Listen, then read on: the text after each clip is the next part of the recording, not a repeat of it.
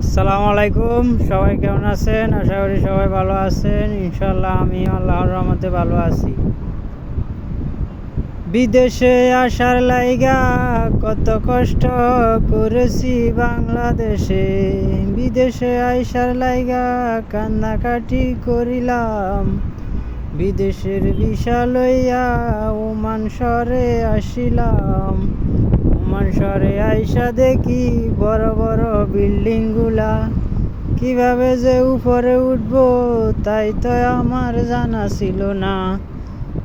Building এর ভিতরে গিয়া দেখি লিফট আছে, লিফটের ভিতরে উইটা 13 তলা বিল্ডিং এর উপর 1 মিনিটে উইটা গেলাম আমি।